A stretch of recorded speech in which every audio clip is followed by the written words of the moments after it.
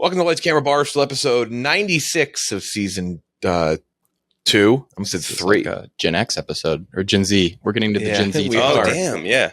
Sure. Jeff D. Lowe, Ken Jack Gooch, Chris Castellani. Talking Renfield today. Renfield. It's giving. I've been calling it Renfield for months. It's giving action comedy, folks. Oh, shut up. Shut up. It's horror comedy. I feel like kind of. No, you got to give it a little. I mean, I feel like it's 90% comedy, 10%. Anything that's close to horror comedy these days, you kind of have to give it because it just doesn't happen. If there's a lot of blood, you just got to say it's horror comedy. I'm curious where we all land on Renfield, because I think we all are going to probably agree it was fun. Yeah, but I think there's varying levels of like how far can that take good it? is this movie? Yeah, it's an odd movie. The more I thought about it over the day, it's kind of an odd thing. Yeah, and talking about some streaming service stuff. Other random things. No interview today. We do have somebody in studio this week. We have Ray Romano. We do. It's crazy. Oh yeah, I got to watch that. Pretty fucking cool. Hey, yeah, Robert. Yeah, everyone has an impression of him. He's I'm better than a big. I'm going to prep you. He's a neat freak. He doesn't shake. You got to. It's knuckles. It's a fist bump? Do not try Okay. to shake his hand. Gotcha. Don't shake his fucking hand. Me and Howie. Yeah, he's a clean freak guy.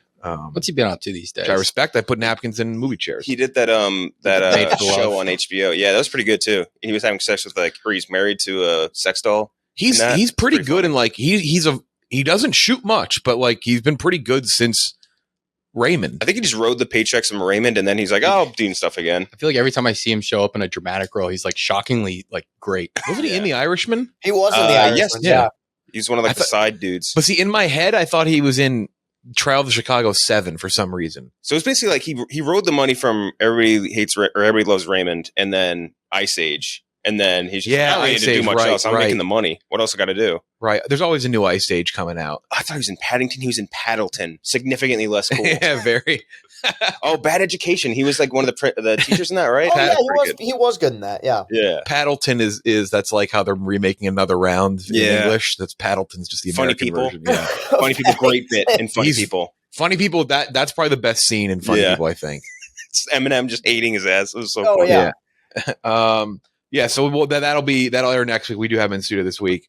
Let's start off the top though. HBO Max. This is kind of the big news. Well, let me just note off the top. Streaming services, and this is not a bad thing with HBO Max. I don't think. Like I don't quit saying HBO Max. Don't fucking say it. It's just Max. It's just Max.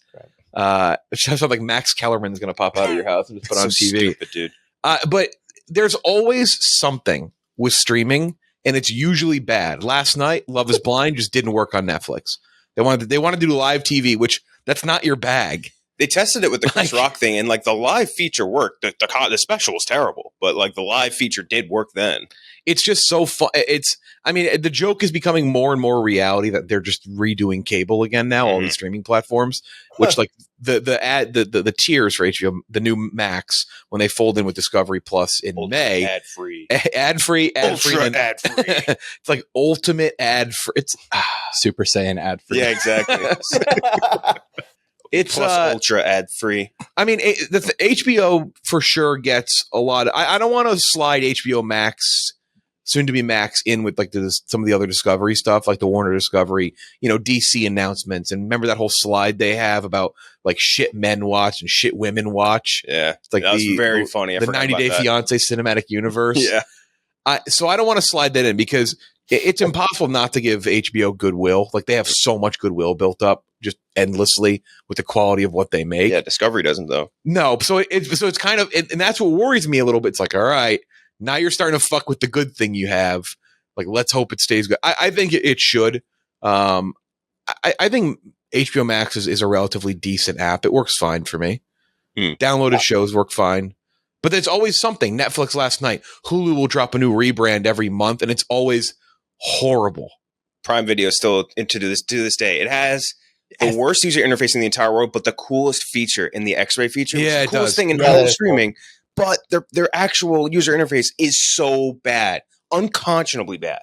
I have a theory that Netflix somehow owns a copyright on like their like a lot of the gold standard streaming like how layout, like how their app is laid out. I think they have everything. They have to have a copyright on it because if you were a streaming service, why would you not just copy that? Because that is Netflix has like such a simple setup, and that's why it's so popular. It's so easy to navigate. Yeah, like how only one company owns every bowling alley's like proprietary technology to put those. Did you know that? And there's only one. There's like a monopoly on monopoly on bowling alley animations too. Well, It's the same company. That's what I'm saying. It's the animations. It's Corridor Digital, great YouTube channel. So if you don't funny. watch it. They did a bowling animations one. They did the one where it's like you bowl a strike and then the pin shoots JFK. JFK, that's the best one. Yeah, and I think they talked about it somewhere where they said like you can't. They tried to go into an actual bowling alley to load them in, but they couldn't. They had to do it in the office because the technology is so proprietary and owned by one company that you can't just load those into any bowling alley. That's crazy. So I think your theory is like not that bad with Netflix. It's just like, dude, Prime Video, I think might be the worst. Mm-hmm. Prime Video is pretty bad. Hulu will load fine. Hulu's, I will say, did you notice? Got better. Did you watch Succession on HBO Max last night? I watched it on my phone on HBO Max. Yeah, they now did a whole like pop up and suggest thing at the end, and now you have to if you have like an Apple TV or Roku, you have to almost like daintily press the menu button to get something to go away, or like the back button. I hate that. And now when you're trying to watch, because like Succession, you want to watch the what's next week. You want to watch maybe like the recap at the end. They have to like do that thing where you daintily like slide it away. And it was the first bit of maybe the new Max that crept in there. Yeah. But you also got to look at the Penguin first look. Yeah. First look at True Detective season 4, which I don't know. We talked about Jodie Foster. It's like it's weird because the first season, one of the best seasons of television ever, and then season 2, one of the worst seasons of television ever, and then 3 was like not nearly as bad as 2, but like not nearly as good as 1. So like how you followed that up, I don't know, but I do think that the setting of like Alaska is just cool. It's just really cool for like that sort of like horror isolation vibe. I don't know what the comp is for True Detective. Like there's got to be a sports comp out there, like a rookie who comes in and is just fucking amazing. Brandon Jennings. Badu. Who? I was thinking Akil Badu for the Tigers. You got to think of a more mainstream pull than that. Mainstream pull. But yeah, no, it's like they're almost like a victim of themselves because that first season was so fucking good. Like there's almost no way to replicate that. Well, and we've talked about this. The meme culture around season 2 ruined it. Everybody from fucking Sesame Street on Twitter and Instagram, like hashtag True Detective season 2, and he hyped it up, and the cast was good. It just didn't deliver. They had fucking Vince Vaughn playing a villain that speaks out of a thesaurus. Like it was the dumbest, just sort of like execution of a show. The most memorable thing of True Detective. I was thinking the one shot in boobs. I was thinking the one where Colin Farrell beats the shit out of the guy's dad in front of his kid. He's like, if you make me come back, I'll cut off your head and shit down his neck or something. Taylor Kitsch. Chris, you obviously love the Batman. What's your excitement level for the Penguin? It's actually gone up since this trailer. I think it's going to be fucking awesome because they're giving Matt Reeves complete control, and I mean this obviously as a compliment. It's amazing how similar it looks to the Batman. Yeah. Is Greg Fraser doing that? No. A different guy, but it was a good composer if I remember when I looked at it. Yeah, they did a heck of a job emulating it because it looks like a natural extension of the Batman, and ultimately, like I feel like maybe he had such a great year last year. Like Colin Farrell is so fucking awesome in that role and so unrecognizable. Typically, I feel like I would be against this, but I just have so much faith in the creator, and I love the world they set up in the Batman. So I bet this is going to be a lot of fun. So the cinematographer for this is Dan Tiernan, who did Barry. He did Westworld, Perry Mason. I never watched Perry Mason, but I'd always see in the commercials. It looks nice. Just that show is just not for me. And a couple other good things too. So cool. I mean, good guy to have carry out or follow up in the TV format for Greg Fraser, who's obviously incredible. Yeah. I am excited for it just because I just think if you're going to put that team behind it, at least most of the team, they're not going to fuck that up. Peacock Continental preview, which I'm excited for. At this point, you kind of have to just trust anything John Wick. 4 for 4 again, unheard of. Yeah, there's no reason to think that it's not going to be at worst like really solid. Yeah, I think the two things that are the holdups for me still are, number one, that's on Peacock. Peacock's original programming record so far, it's like Poker Face, a couple other smaller, like The Resort we were talking about, and a couple other ones. Yeah, like Bel Air. Yeah, so like it's not like they have like a banger, and like that's a little concerning in the fact that the cast is a bunch of people you've never heard of, and then Mel Gibson. And that's basically it. And that's a little concerning. It's a TV show, so you can't really expect massive names, especially for Peacock. But having it in 3 parts is, I think, brilliant, just because little miniseries, 3 parts, don't expand the budget across all those episodes because it'll look shittier the more you try and spread that out. So I really like that it's nice and condensed.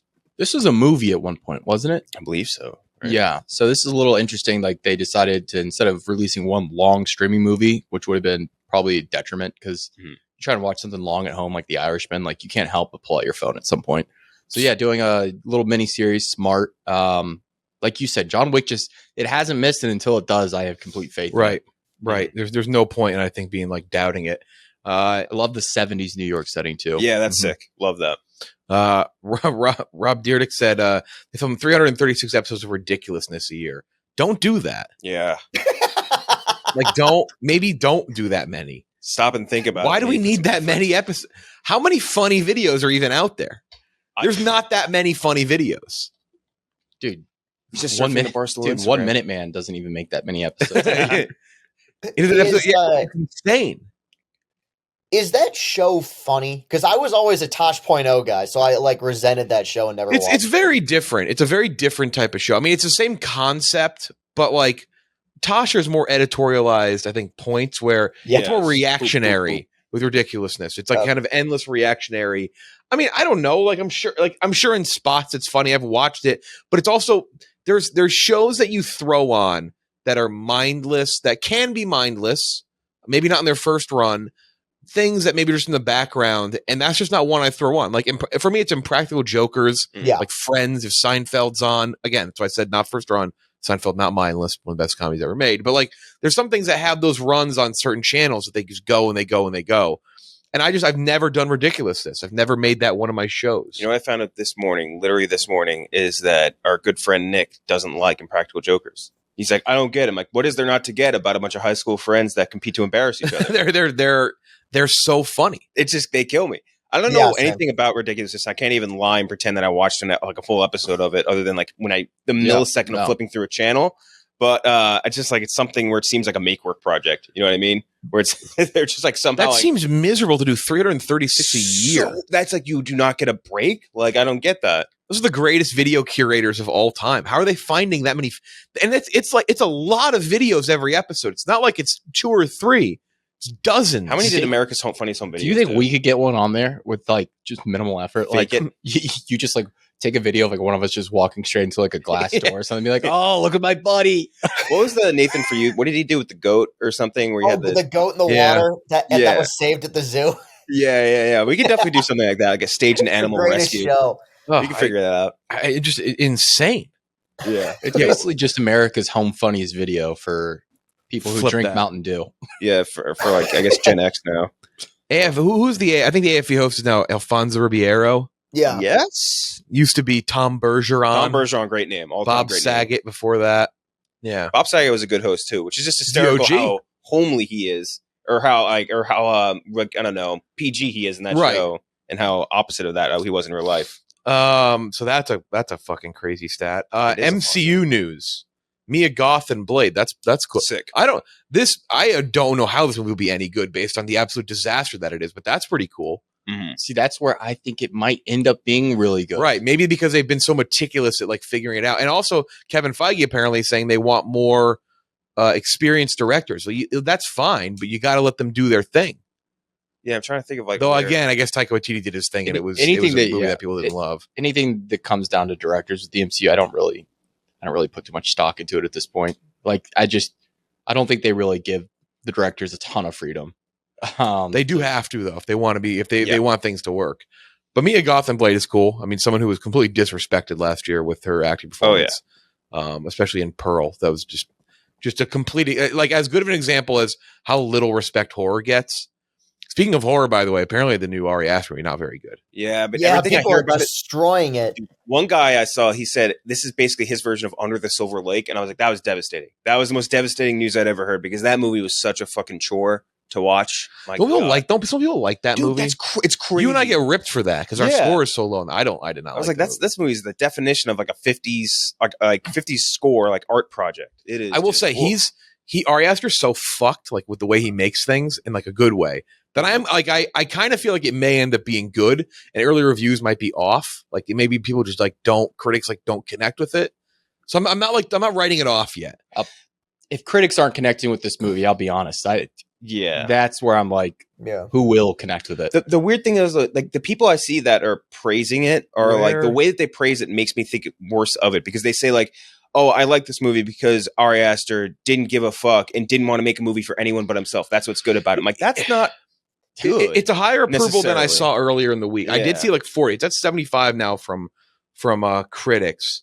Some of the reviews are tough. You're right. If Anthony Lane of the New Yorker doesn't like it, yeah, I don't know Anthony Lane, but just seems like a guy with like an Ari Aster. He says, does Aster think we're too slow or too dumb to pick up hints as we go? Some viewers will revel in such excess, find it ever more wearisome. I don't know. I am curious to watch it though, because I'm not going to write it off yet. Project's 3 hours. These fucking A24 nerds are going to trip over their Birkenstocks trying to defend this movie. There's I mention it. I mention it every now and then. There are some really bad A24 movies. It's not Midsommar had an 83. I fucking loved Midsommar. Mm-hmm. I like both of those projects. I think were very, very good. I liked Hereditary. I know I'm opposite. I know most people like Hereditary more. I thought Midsommar was more, at least for me personally, more anxiety like inducing. But it's about 3 hours long. His stuff will never get to like 70% audience approval, though. None of his stuff is. All of his audience scores are Rotten Tomatoes in the 60s. But that's just the type of movie he makes. This being 3 hours long and people are saying I like it because other people don't like it. Like that's I don't like that vibe for a movie. You know what I mean? Yeah. And especially coming from A24 nerds. You know what vibes I'm getting from this film? Do you remember Southland Tales? I remember Southland, the cop show. Southland Tales was the movie that Richard Kelly made after Donnie Darko, when everyone assumed he was a genius, and it was just everything he ever wanted to put in a movie, and it was a complete mess. Kind of sounds like that. That's what happened to the dude who did Deer Hunter, Samini, I think. Mm-hmm. After that, he made like the most expensive Western movie ever made, like $100 million budget or something, and it was the biggest flop. Piece of shit. Happened to Billy Walsh too. He did Queens Boulevard and followed it up with Medellin. True. Yeah, people forget about that. Real bad Medellin, real bad movie. I don't make movies, I make films. Marvel's trailer came out, which actually, I mean, it's tough these days because Marvel's very good at cutting trailers, by the way. Yeah. But my one note on the Marvel's trailer that I really like quite a bit is that I do like seeing Sam Jackson back. Like there is something about seeing Nick Fury back that is like, for those who want to like harken back to the old MCU, it is nice to see him. Although, is it actually him? Is the question. True. Could be an old Skrull. Could be Ben Mendo. Could be Ben Mendelsohn. Trailer's fine. I mean, Gooch, you tweeted about it. It's tough. It's Marvel, though. I'll note. I do think the TV projects have been tougher overall, or the streaming, I guess. It's a good trailer, but you just don't know these days. Yeah, that was my immediate reaction. Was Marvel just cuts good trailers? Mm-hmm. They do. I think if they keep this self-contained for the most part, I think it'll work. The premise does seem very fun. Yeah. Mm-hmm. And I think it's smart, because the big issue I had with the first Captain Marvel is I just find Carol Danvers really dull. I just find her to be a very boring character. I think that she could work substantially better in an ensemble project like this, where she has somebody to play off of. So I don't know. I mean, I'm whatever about the MCU right now, but I want their projects to be good and successful. Not crazy about the first Captain Marvel, but I think this one could work. Yeah, I think for part of this, it's interesting because two of these people have had, like, one had a movie. Obviously, Captain Marvel had a movie. Miss Marvel had a full TV series. But then, like, Monica Rambeau was kind of just in 3 or a couple episodes of a TV show, was not the main character of it. So I think if they have her planted as, like, the main character more in this movie, it would maybe be a better driver of it. And I also agree with you, Chris, that the portrayal that they have of Carol Danvers is very one-dimensional, like no personality. But also on the opposite end of that, is it Iman Vellani, right? Yeah, she is awesome and like super personality, like very like outgoing. And I think that they could help like complement each other a decent amount in this. Are we going to be an anti-Brie Larson pod now? No. We need her to get away from franchises. We talked about this. It does seem like her character is having more fun in this, though. Yeah. She does seem more lively. Like, she's not just dealing with being a cosmic being. Her character in her own movie and then in Endgame, the way she acted, that's just not her fault, though. That is the way the character was clearly written. No, we're not blaming so her. dry. Like, what? I don't understand the thought process behind that, because Brie Larson's a very charismatic actress. Because she can do drama, but she also, her roots are in comedy. I mean, she came up on the fucking league getting Eiffel Towered by Rafi. Mhm. I mean, she 21 is Jump Street. like she is a funny actress, and I don't know why they wouldn't play Endgame, to it that was such a strength. small role where 2 seconds. Captain Marvel too was like, it was like the characters had this constant dread of finding out things about life, where it is like boxed into that, boxed into that type of character. But I did think the Marvel trailer was pretty cool. Yeah, it was solid. Oppenheimer versus Barbie. A lot of rumors about Oppenheimer potentially moving. No, I can't do that. That needs to be protected at all costs. The simultaneous release date. Yeah, I want to watch those back to back. There should be deals at AMC. Like once that's locked in, like It's do a double insane feature. that they and we'll pay haven't. you. There hasn't been It's anything. probably because they're afraid of a delay, and then all that gets ruined for people that are paid. I for guess it in that's advance. true. I do think one of the three in that 2 week span are going to have to move. Someone Yeah. will have to move. It's because it's not just Barbie Oppenheimer. The week before, right? Is Mission It's Impossible. impossible. Dead Reckoning. So one of those is going to move. Like Mhm. It's probably the one of the two in the latter, because Mission Impossible will probably fuck one of those movies pretty badly. I could see it being Mission Impossible though, not wanting to lose their legs. You think they want the runway? Maybe. like because John Wick's legs have been cut out from. I mean, underneath him. Nolan makes money, obviously, but I do think out of the three of them, the one that would probably get dinged the most of money would be Oppenheimer. Yes. It's easily the least mainstream selling point. And for our listeners, because our listeners are probably screaming at that right now, like Oppenheimer does make the movie for the 20s, 30s male, but outside of that demo, like kids aren't You're going not to be bringing your kids to you're not bringing your Oppenheimer. kids Yeah, no, to let's, it. And like older people don't have the same revere for Nolan that Not the millennial generation and younger Gen X does. not to be a dick, but if you disagree with us, you're a fucking idiot. I'm sorry. That's like the most obvious fucking point. Tom Cruise in his first movie since Top Gun, which was the biggest movie of the year, in a sequel to a beloved action movie, fucking Barbie. Yeah, which is going to hit every demo. Barbie will hit every fucking demo. Or the movie about the making of the atomic bomb. Like I'm sorry, like Nolan's a genius. It's going to make an ass load of money, but there's one very obvious one out of the three that could probably use from not being covered by a shadow of other two movies. Yeah. Especially coming off Tenet, which is easily his least like audience, like least like didn't love it. So that's the big thing in news. Mando, one more episode this week. Really awesome episode last week. Yeah. Yeah, let's get into it. Fuck that shit fucking ruled. Yeah. Spoilers. Yeah, spoilers now. They're so good in the last episode, just having just like countless oh shit moments. Yeah. There's a traitor amongst the Mandos, and I gotta think it's the armor. It's a founder. Yeah, the armor seems like the one, right? It's the horns on the helmet. Flies right? away at the last minute. Flies away right before the ambush. Yeah. I'm gonna go now. Oh, okay. Right before you head into the ambush, I'm out of here. And there's a little teaser of the scene too. The way you could see there was some sort of weird tension that they were going to address in the next episode as she was flying the injured to the ship. They were being like way too like the fact that they were showing those shots too of her flying away, Mhm. like and really like hammering that home. Oh, I can't wait. She's always been a real piece of shit. Yes, Never liked the armor. Yeah, she did make cool armor though. She did make. Yeah, she made the little chain link for. I want her to take her helmet off. I don't know if you guys have seen the actress who plays her. I do. I think armor is going right. Emily Swallows or something. Yes, Emily Swallows. Yes, I think armor is going helmet off next episode. Somebody's getting their helmet ripped off. That's for sure. Might be Mando. Maybe because like what was the deal? I was expecting Mando's helmet to the come SAG off. thing. What was that? Was that you or is that? Yeah, he has to. Fox Robbie Fox said he has to. Yeah. He does have to show his face in order to not be a voice actor for the season. Yeah, about Pedro Pascal. That is. Yeah. Which he has not yet. Yep.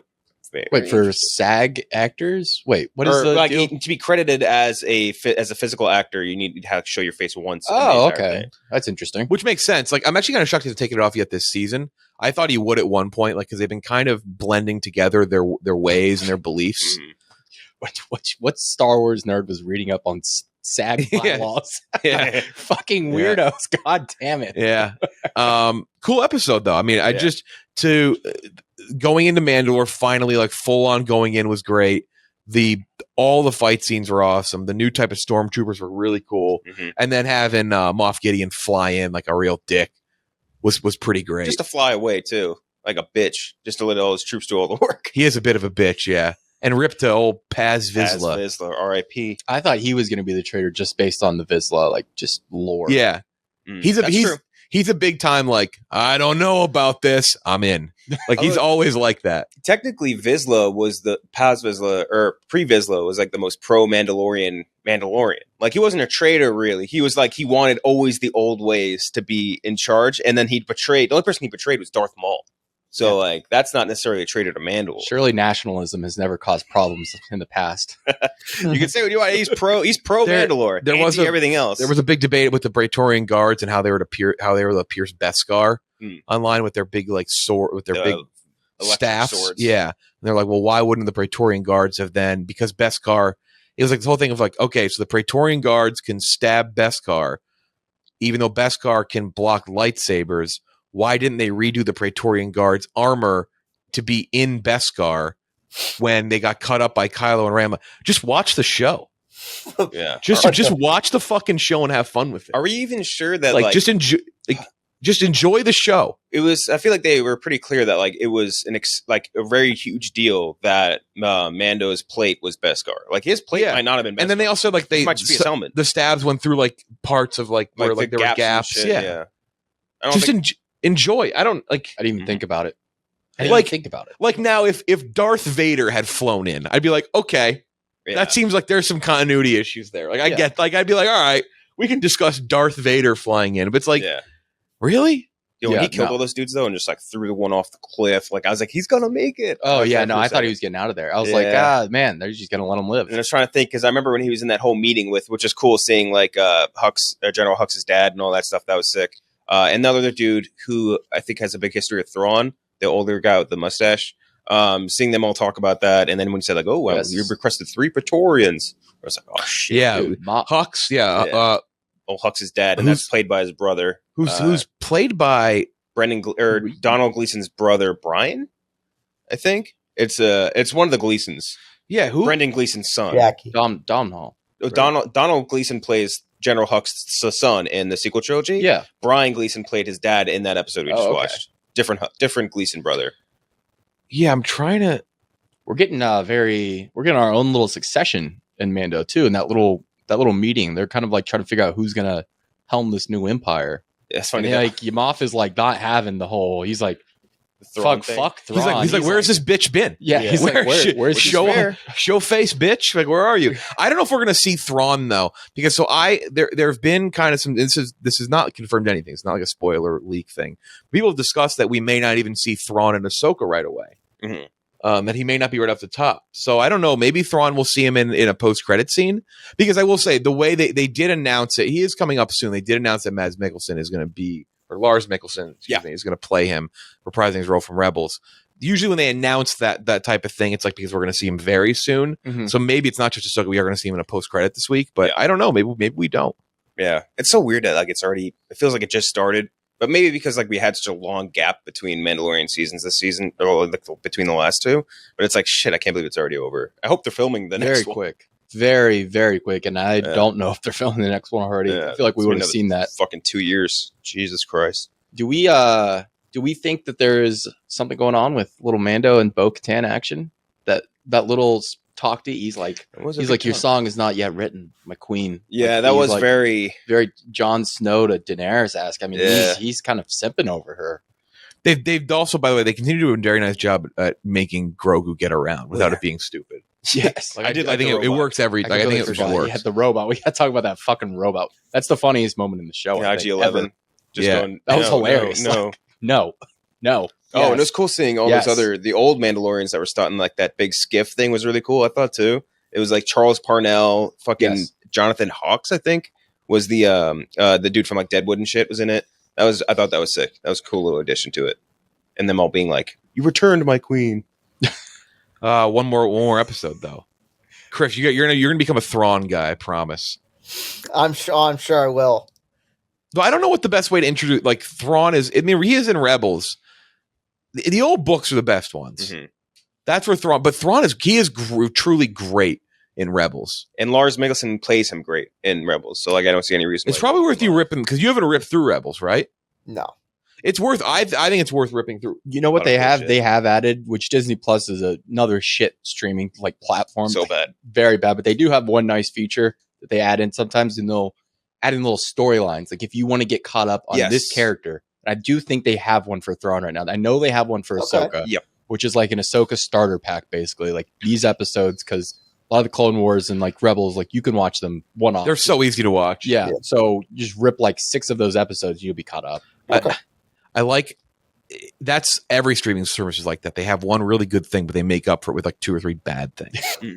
Yeah. Oh my gosh. Disney Plus is the worst. Like you can't get to if you want to go back and watch an episode, like it's impossible. Like they make you start wherever you left off. Like getting back to just the episode list. Do you know how many times I've started the first episode of Mandalorian this season? Like season 1 episode. So many times, dude. It's so frustrating. I'm like, oh shit, wait, they're back on the ice planet? What the fuck? How hard is it to add in a page when you just click on a show to just show me the episode list first, and then you can do either continue watching or just select the episode you want to go to? It's insane. It's such a simple 1 page, all you need to add. Mando, though, really, really good penultimate episode. I don't know. I mean, I get it. Like maybe you didn't like Lizzo but like I don't know why people are so. This has been a fun, and it's weird to me that people have been saying like, oh, it's this like adventure of the week type thing. That's always been Mando.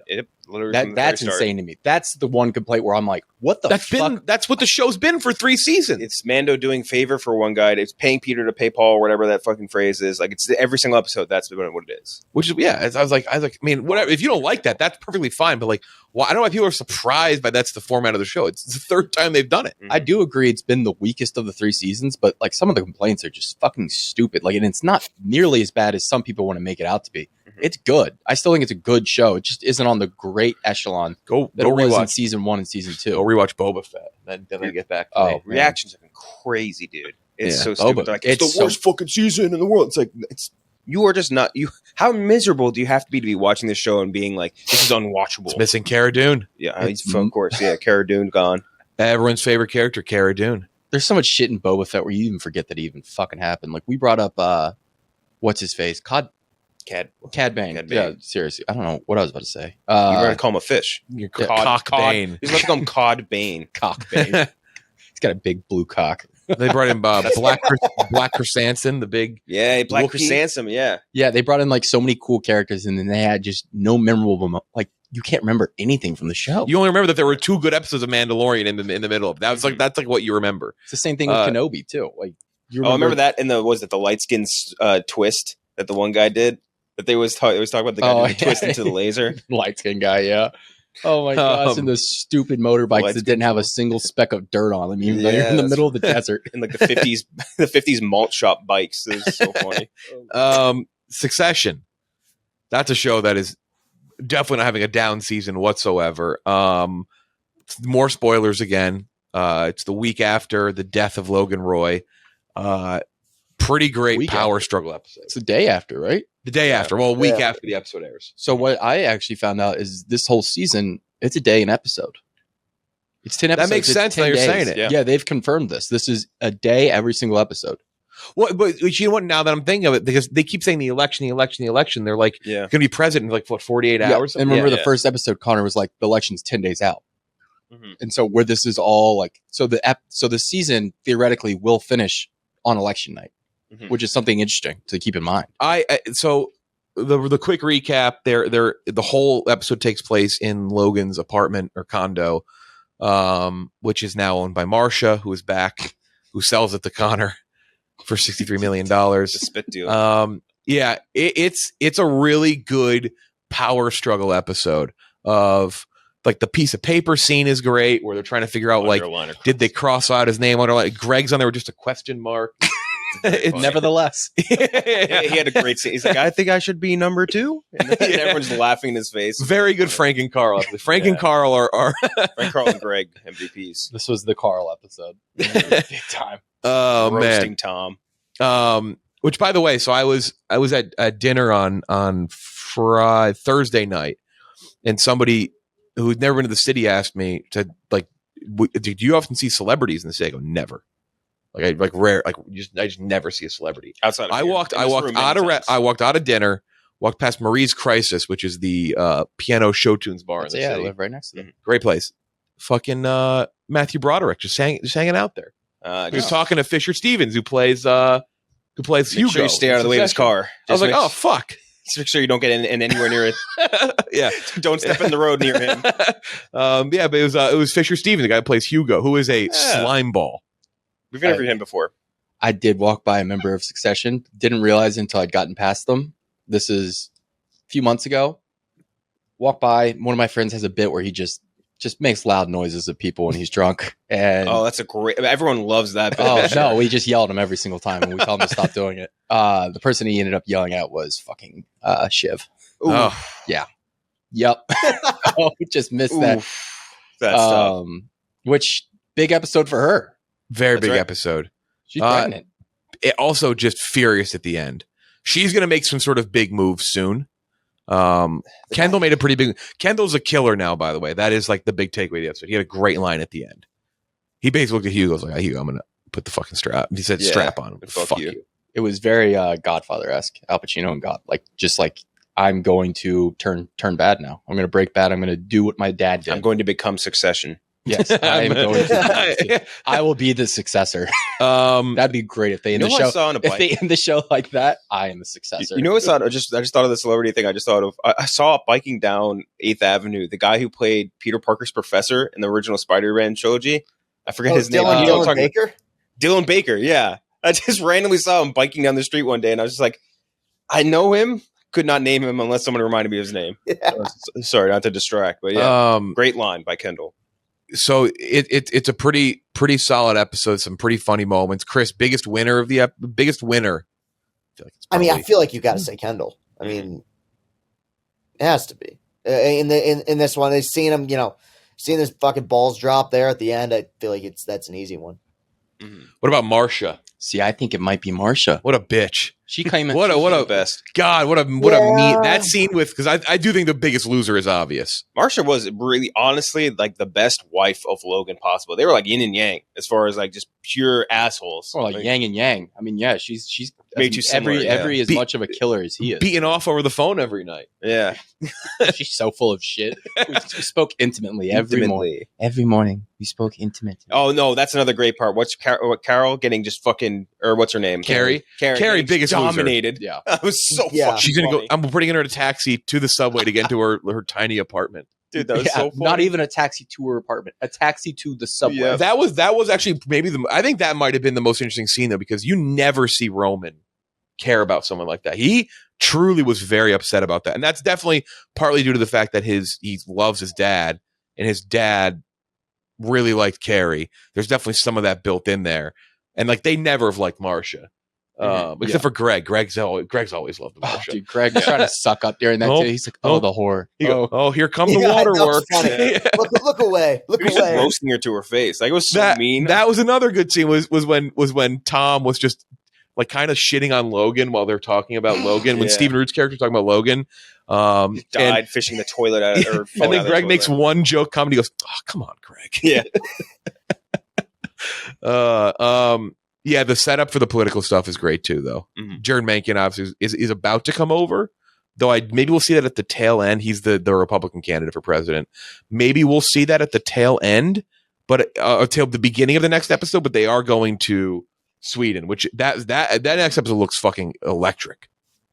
I like the guy on the phone, the Swedish dude on the phone. When he said Logan was a titan for the neoconservative movement, and Connor's in the back, he's like, neoconservative? I'd say he's like more like an anarcho. What does he say? He just makes up like a fucking political. He's just like making up political words on the spot. He's like, he's an anarcho capitalist, if anything. The phone call with the Swedes is very funny. They're like, can you guys maybe like stop your staff meeting and come here so we can work on this deal? And they're like, yeah, well, we planned this for weeks, so we can't. Sorry, we can't do anything. And they were like, did you see what happened? So he goes, yeah, it's a tough day or something like that. Yeah. Like not great. So so I'm excited for that. Skarsgård is very good at that character. He's very like Safdie brothery in terms of just this loose cannon type character, very chaotic energy, chugging Mountain Dew. You never really know what he's going to say or do. So next week is going to be awesome. Mm-hmm. Do we back to Carrie? Do we think she's dead in the water? Like, do we think she's done, or do we think she has something? What could she have, that would be like damaging enough? I would have said no until Roman asked for her personal line, and like that makes me think she will come back into play at some point with something. I think everyone is going to have something to do. Not this many episodes left, I think, like maybe she'll do one thing, but I don't know. But also she needed to go upstairs to get what she had. So if she never has access to that, the biggest loser, Colin, the biggest loser on the show. You got to watch. That was very funny. Give Colin a Rolex. Wearing jeans. Yeah. Calling it a kid. Like, what the fuck? Yeah. Has anyone watched, besides Succession, comes out next week? Anyone watched Dave yet? Season of Dave? Not yet. I watched first 2 episodes last. Second episode of Dave is awesome. Yeah, that was really good. I've liked the season so far, but like the second one in particular, it's an episode of them just making a music video. Harrison Avenue is the title of it. It is, speaking of like Safdie, it's very chaotic. There's one song playing the entire time when they're not playing the actual music video song. The new episode of Dave is very, like, new season of Dave has been pretty fucking good so far. I watched I had to watch the Suns game, obviously, but I did that, and then Succession on, because I was like, I just need to go to bed and anger this out. Watch Succession, and I was like, I want to watch Barry too. I was like, I got nothing left in the tank. Because I do want to watch the new episode of Barry, or the premiere. People are also very mad about Love is Blind. Chris, are you a Barry guy? What are our thoughts on Barry here? I've seen it 2 episodes. It was okay. I mean, it was really well acted, and I like the people in it. I never started it though, like, and have watched it front to back. I've done the same thing. I've done the thing like 3 or 4 episodes of Barry, and I've just never watched the whole thing. And I will. I'm gonna watch now that it's like wrapping up. I'll probably just do it. But I never got hooked with Barry, and that's not to say it wasn't good. I just didn't like start it and just keep like ripping through it. 1 and 2, I think, are 2 of the best. Like if it ended right there, it would have been one of the best series maybe ever. But like that 3rd season, just tonal shift is really weird. Season 2, episode 5, Ronnie Lily, one of the best episodes of television ever made. Which one was that? That's the one with like the judo guy and his daughter. See, I can't even remember that. You gotta watch it, man. You gotta rewatch it. It's so fucking good. It's a Cary Fukunaga one, right? Oh, okay. It's really, really good. It is a really good episode. But yeah, that's it. The 3rd season was just total tonal shift and not really like in the same. I'd say a majority of our listeners would put Barry as like a top 3 show. Probably TV people love right Barry. Now. I just don't feel like it's like you said, it's just such a wild tonal shift in season 3 where it just is not a comedy. It's not funny at all. It's not a like if it's a comedy, I said this before we started, if it's a comedy, then Succession is a stand-up special because Barry barely made me laugh. And Bill Hader is putting on a performance of a lifetime where he should probably be nominated in the drama performance categories because he is fantastic. But as far as comedy goes, it just doesn't really make me laugh. I liked it better. Is a problem. I feel like the split before was like 70 or 80, probably 80% comedy, like 20% drama. And that 20% drama was really, really good, but it was in like a concentrated punch. But like now I don't really like how it's kind of shifted to really like the comedy is 90% drama, 10% comedy. Yeah, the comedy is like when NoHo Hank shows up. Yeah, exactly. For like 2 seconds. So that is our kind of TV recap. Let's talk about Renfield now. Renfield, fucking Dracula. Was it directed and produced by Chris McKay? Yes, it was. Directed and produced by Chris McKay, who did a bunch of comedic stuff, but also did Lego Batman, did the Tomorrow War for Amazon. Yeah. Stars Nicholas Hoult, Nicolas Cage. Those 2 kind of the big ones. Nicholas Hoult playing Renfield, Nicolas Cage playing Dracula, which is an all-time like dream role for Nicolas Cage. He's always wanted to play Dracula. He's got a lot of those, doesn't he? Yeah. Is Tomorrow War maybe pre-Dungeons and Dragons the biggest, like we all thought that was going to be dog shit and it actually was pretty good movie? Yeah, it was fun. I thought it was really good. Yeah, I really liked it. So and I thought it was going to be so bad. I kind of got really emotional. It was like kind of really touching. It was good. It wasn't like, Age of Tomorrow good. Good dad movie. Good. Great dad movie. Ben Schwartz, Aquafina. Renfield, a tortured aide to his narcissistic boss, Dracula, is forced to procure his master's prey and do his every bidding. However, after centuries of servitude, he's ready to see if there's a life outside the shadow of the Prince of Darkness. It's Dracula in the real world. Dracula, it's very bloody. Which we'll get into the blood part of it. It's a bit of a complaint, which seems to be a commonplace people see in this movie. Yeah.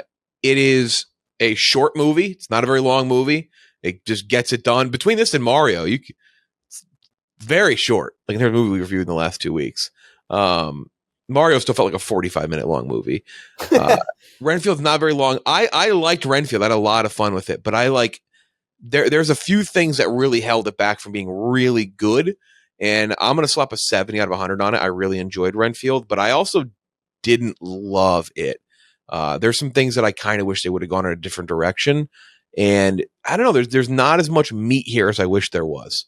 Because I do think the best parts are very good. Like I think the Nicolas Cage stuff is really fucking good. I think Nicholas Hoult is great. But there's some other things and other storylines and elements that just kind of distract. Yeah. But also, it's odd to we never really say shit like this.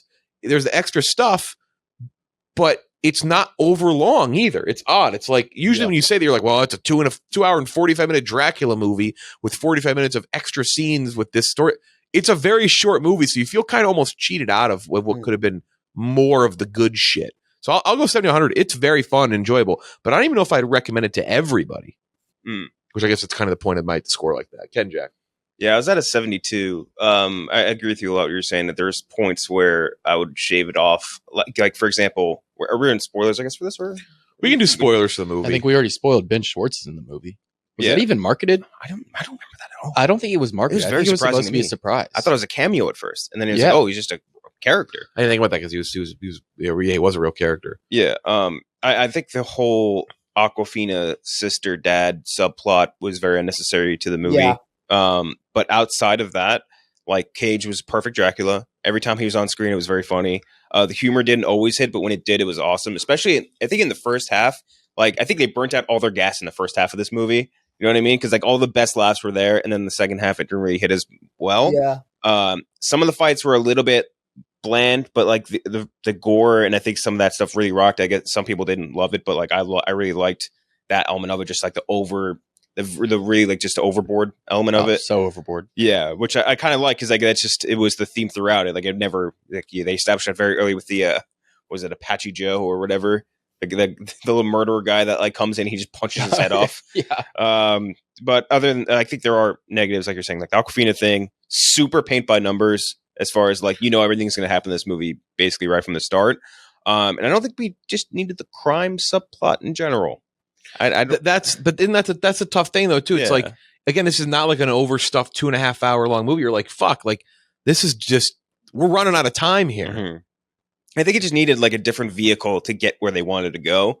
You know what I mean? Like I don't know what it would have been, but like the crime thing was just, it wasn't necessary. The corrupt cop shit, not necessary. Like the best parts of this movie were Nicholas Hoult and Nicolas Cage joking around doing stuff. Ben Schwartz in spurts, I think very good in this movie. But everyone else was like not great, I would say. Like Awkwafina just very like not a good role for her because it was like such a side piece and like barely had anything to do with it. Weird role for her. Yeah. Weird. Yeah. 72 from Ken Jack, 70 for me, Chris. 75 for me. I like this actually, I think a little bit more than you guys did. Nice. I know. This is the second time this happened with a movie like this because what it was reminding me of bizarrely was Violent Night, which is like they're two movies that they're sold on their poster, right? Which is like, okay, David Harbour as Santa Claus. That's a great comp. Cage as Dracula, and they both are probably better than they have any right to be. Now, I don't like this as much as I like that, but the performances here are excellent by the main cast. Like Nicholas Hoult, that guy is fantastic, and I like the fact that his character is just a giant pussy too. Like I found that element of it to be amusing because it kind of goes against type for him. Nick Cage is legitimately awesome at this. Like this is such a perfect role for him because you get the Nick Cage-isms and the over the topness, but it fits this role. I'm with you, Ken Jack, about the second half not being as good as the first half, but the first half I thought had some great jokes. The bus full of cheerleaders joke made me laugh out loud with like the payoff. Not a sexual thing. Of them. Well, no, but I'm talking about the payoff of when they come into the restaurant. That was like a Family Guy joke. I thought that was very funny. It's very watchable, moves at a good pace. I do like the gore. I like the over-the-top elements. There's some really awful CG blood, but there's also that's one of my biggest issues. Yeah, and you know, you listen to the pod enough, Gooch and I have no eye for any sort of special effect or like when it's bad CGI. I feel like you and I just kind of the blood, the CGI blood really bothered me. I think it didn't hit for me or didn't bother me as much only because if this is like they use prop blood or like whatever practical blood, it turns into more of like, what was that dumbass clown movie that we watched? It turns more into like something like that into something more scary than you want it to be funny. Like CGI blood, I think is more in keeping with like the type of movie this was, which is like 90%. Like I guess I don't mind the CGI. But I think Chris, I don't know if you're saying the same thing. Like I just feel like it almost didn't like. It's like it didn't always stay on screen. It was weird. It didn't. I don't know. It's kind of hard to explain. It looked like someone just off. They knew the budget was limited and they knew the effects looked bad, so they tried to edit around it multiple times. But it's frustrating though because early on in the film, there's some really good practical work. I thought there are some neat visuals in this. Like Nick Cage when he is, like coming into power Dracula looks fucking great. Yeah, I mean, I enjoy this. I enjoy this as a mid-April release. It's very forgettable. Like it'll be a movie that'll be on TV in a few years. I'm like, oh yeah, I saw this. It was pretty good. Nothing super memorable about it. It seems like kind of a hard film to market too, but I appreciated the way it was written. I mean, there's some really like genuine allegories about domestic abuse. I feel like in a way that's kind of genius on their part. I can't believe I'm saying that, but yeah, I enjoyed this, man. This is a solid spring release. The whole meetings thing I thought was a good kind of vehicle for exposition and all that shit. Like that was cool. I did like that. Yeah, there is a lot of bad exposition too, especially with Awkwafina's character. Yeah. Oh yeah, big time. Yeah, I really do actually like Awkwafina, but this was miscast and just a role that was a character that was unneeded for the story. Yeah, I agree. And I think if you take her out, you maybe give what's his name, Ben Schwartz, maybe a little more time to really ham it up comedically, and Nick Cage more time to ham it up too. I think the movie probably benefits from that. I'm at a 65, which seems low, but I did really enjoy it. One of the complaints you said people had about the gore, I think that was one of the best parts. Outside of Nick Cage, I think Nick Cage is my number one best part. I loved him as Dracula. I think that is just like perfect. A textbook, over the top, Nick Cage, Hooin and Han, like awesome. But then the gore was great. And finding out, I didn't realize they didn't market this one bit, but Robert Kirkman being the lead writer and storyboard editor on this movie feels like something they should have brought up, because you can feel the Invincible and the Walking Dead fingerprints like all over this. The way the kills happen, like if you've read Invincible, this looks exactly the way the action in Invincible plays out in the comic books. Like arms getting ripped off and used as weapons. Like that is prototypical Robert Kirkman. I loved it. The comedy was just, like you said, it was only there in spurts. And I really think if this movie was just a bit funnier, a bit more room to be funny, like take the Awkwafina, like the weird corrupt cop storyline out and try to be funnier.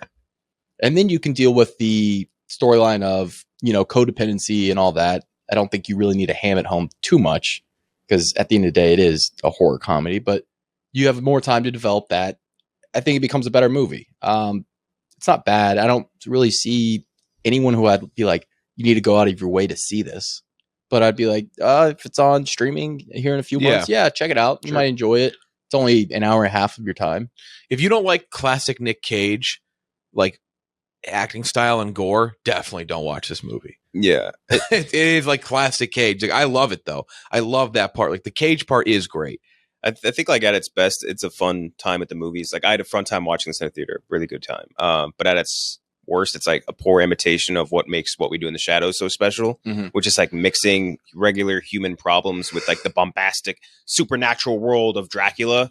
And like that, I like that vehicle of the whole being in that like toxic boss relationship thing. And also loved at the ending when they just use these sort of like, I don't know if you would call it a MacGuffin, but thanks for the Dracula blood. Like almost like that thank you for bringing him back to life dude thing. Like I like that. I thought it was funny. But other than that, just fun. Not something where I'm going to write home and be like, you got to go see Renfield. You got to go see it. But if you're looking for something to watch and you're an adult and you can't bring kids, not bring kids there, you're going to have a fun time, I think, with it. It was the perfect watch for me. I'll be honest, because I did a double header yesterday. First movie was Suzume, the new anime. The Makoto Shinkai movie. If you don't know who that is, he did Weathering with You and Great Your movie Name too. and 5 centimeters per second. Yeah. And that movie fucking wrecked me. The last like 20 minutes, I was actually just fucking like close to bawling. Very, very good. And so, this being just a nice lighthearted 90-minute jaunt was perfect. Yeah. Really fun time. I think definitely check it out. Like if you like Nick Cage, it's a no-brainer. But if you just want something fun and light, check it out. I do think there's some people who definitely will hate this movie. Yeah. Why didn't they release this at October or September? Yeah, it's a weird time to release it. Release it with did they release that like Fright Fest or whatever, one of those movie festivals? Maybe not, because it wasn't really like horror-y, I guess. I did just look for next week. It looks like we are doing Beau is Afraid next week. I'm not even looking forward to it. I kind of am. I was so excited for it, but I gotta say, like just you're right. The way you're I'm right. looking at it, it's just hearing Under the Silver Lake comp is killing me. One of the reviews I saw from someone I follow was like, this is a near career killer. Like I saw that. That was Eric Weber. And then what's his face? Jeff Snyder said the same thing too. Like, come relax. It's not a. I was talking to Kirk Minahan about it, and he's like, Ari Aster definitely has the wiggle room to get away with one bad one right now. Mhm. Like it's like he like career killer. We've been dealing with a lot of heat checks lately. It's also like his audience score is right around where it is. Yeah. On his other movies, the critic score is lower than the other ones, not that much lower than Midsummer. Like career killer is like he went out there and made like Battlefield Earth. Yeah, exactly. Yeah, like yeah. I don't think, or if you rip, you're muted, Chris.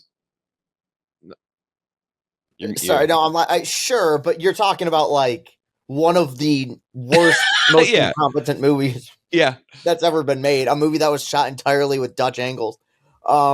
Sure, yeah. I mean, I don't think. Yeah, career killers. I mean, what really does kill a like? Shyamalan, honestly, nothing. Being really, Kevin Spacey kills a career, right? Like it's well, yeah.